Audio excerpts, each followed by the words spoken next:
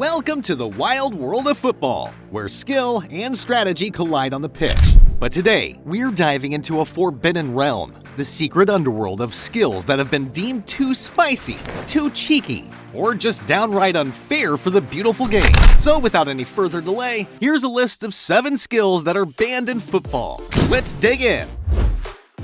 Number 1. Back in 2005, there was a football wizard named Dino that ruled the pitch. But there was another guy named Carolyn Souza, and his special move made him a sensation on the internet. This dude made football look like a circus. The thing is, as amazing as Carolyn's seal dribble was, it's a big no-no in football. This caused a big debate all across the country. Some of Carolyn's teammates said he's from Brazil, where they're the kings of tricks and skills, and he's the kind of guy you'd want to see on YouTube. But in a match between Atletico Mineiro and Cruzeiro in 2007, things got wild. Carolyn was representing Cruzeiro, and they were leading with a score of 4-3. But with just a few minutes to go, Carolyn decided to pull off his signature move, and chaos erupted. The players from Atletico Mineiro thought he was just putting on a show, so they had to stop him. Even the Brazil coach thought he was going too far, so he told him to cut it out. Since then, he's been getting hate from all sides. Number 2. Now, in football, there are rules against disrespecting your opponents with fancy moves and showboating. So, in an official match, anyone trying Carolyn's seal dribble might end up with a yellow card, or even worse, a red one. It's pretty straightforward, right? But imagine getting a foul for doing what's supposed to be right. I know, it sounds crazy. Let me break it down for you. In official matches, if you pass the ball back to the goalkeeper, he can't catch it with his hands.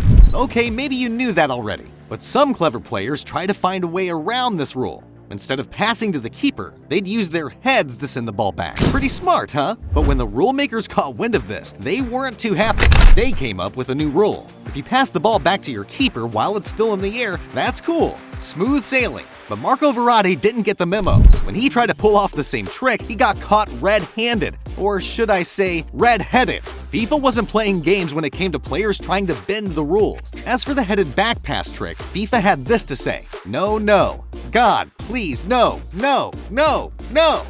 No! God, please, no! No! No! Not everyone understands why they had such a problem with it, but rules are rules, I guess. Number 3.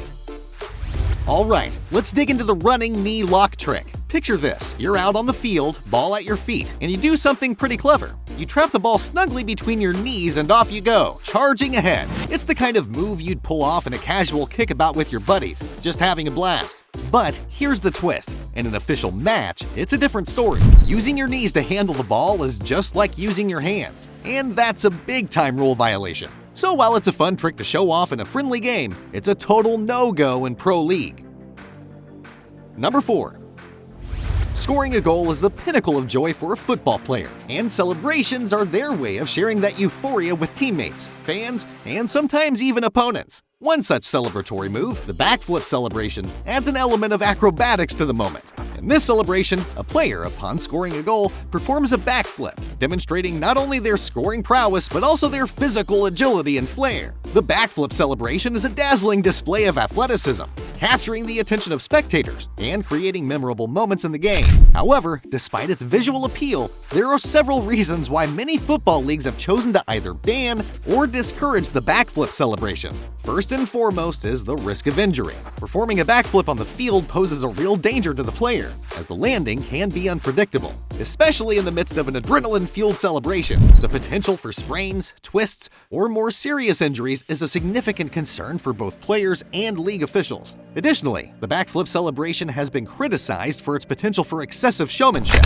While celebrations are an integral part of football culture, there is a fine line between expressing joy and flaunting skills in a way that may be perceived as disrespectful to the opposing team. The backflip, being a more elaborate and attention-grabbing move, could be seen as crossing that line. Lastly, the time it takes to perform a backflip is a logistical consideration. In the fast-paced nature of football, where every second counts, an elaborate celebration like a backflip can contribute to delays in the game. Referees and officials strive to maintain a smooth flow of play, and lengthy celebrations may disrupt the rhythm of the match. These combined factors have led many football leagues to either discourage or outright ban the backflip celebration. While the intent behind celebrations is to enhance the excitement of the game, the balance between the exuberance and practicality has prompted regulations to ensure player safety, fair competition, and the efficient progression of the match.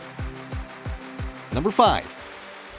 Alright, let's talk about a move that really shook up the game, like a secret weapon in a video game. Back in 1967, during a match between Coventry City and Everton, there was Ernie Hunt. And let me tell you, this guy had something special up his sleeve. He pulled off a trick that had everyone in the stadium on the edge of their seats. It was pure genius, or at least that's what we all thought. Ernie did this thing where he flicked the ball up, and just as it hung in the air, his teammates swung and hit it, making it look like a scene right out of Dragon Ball Z. They even called it the donkey trick. But here's the kicker. The folks at the Football Association, or FA, weren't too thrilled. They saw it as bending the rules a bit too far. You see, the FA takes the game pretty seriously, and they don't take kindly to any changes or tweaks to the rules they've laid down. So the donkey trick got the boot from official games. It's a real shame, because it was a move that lit up the pitch. Imagine trying to pull that off in a professional game today. The FA said, not happening. They considered it a form of cheating, and that was a red card in their book. So as much as we all marveled at the donkey trick, it's strictly for the highlight reels and casual games with your pals.